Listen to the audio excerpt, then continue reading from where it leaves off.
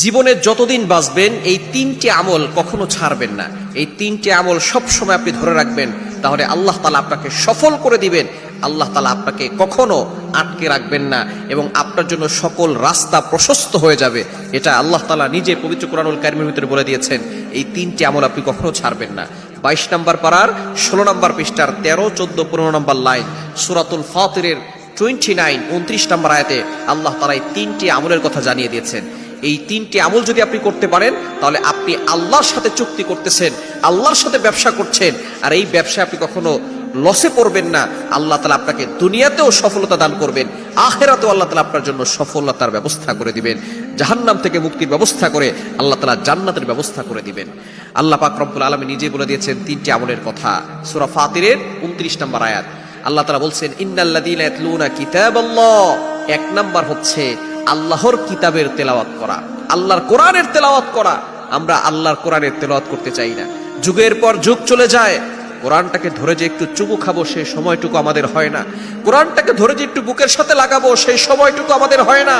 কোরআন তো আল্লাহর কথা, আল্লাহর কালাম। আপনি সব কিছু করতে পারেন, কোরআনটা পড়তে পারেন না।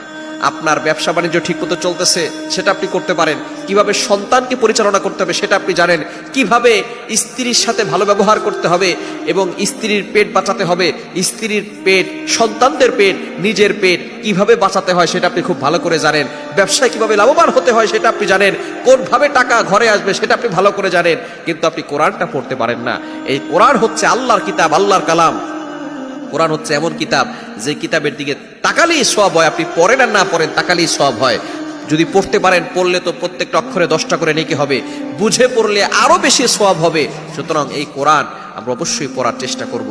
জীবনে যতদিন বাঁচবেন 1 নাম্বার আমল হচ্ছে, আল্লাহ নিজে বলে দিয়েছেন যে আপনি কোরআন তেলাওয়াত করা ছাড়বেন না। আপনি দৈনিক 5 পৃষ্ঠা হলেও তেলাওয়াত করবেন, 2 পৃষ্ঠা হলেও তেলাওয়াত করবেন।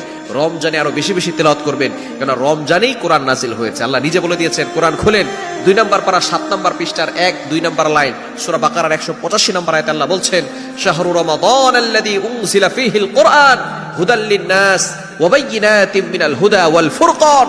আল্লাহ পাক রব্বুল আলামিন জানিয়ে দিয়েছেন যে এই কোরআন রমজান মাসে নাজিল হয়েছে। সুতরাং রমজানের বরকত এতটা বেশি হয়েছে কোরআনের কারণে। সুতরাং 1 নাম্বার হচ্ছে ইন্নাল্লাযীনা ইয়াতলুনা কিতাবাল্লাহ, আল্লাহর কিতাবের তেলাওয়াত করা। 2 নাম্বার হচ্ছে ওয়াকামুস সালাহ, নামাজ কায়েম করা। আপনি নামাজ পড়বেন, অনেকে আছে নামাজ পড়ে না, নামাজ পড়বেন যতটুকু সম্ভব। যেখানেই থাকেন না কেন আপনি ফরজ নামাজ কখনো মিস করবেন না। আপনি যেখানেই থাকেন না কেন আপনি নামাজ পড়বেন, আপনি নামাজ নিজে পড়বেন, আপনার পরিবারকে নামাজ পড়তে বাধ্য করবেন।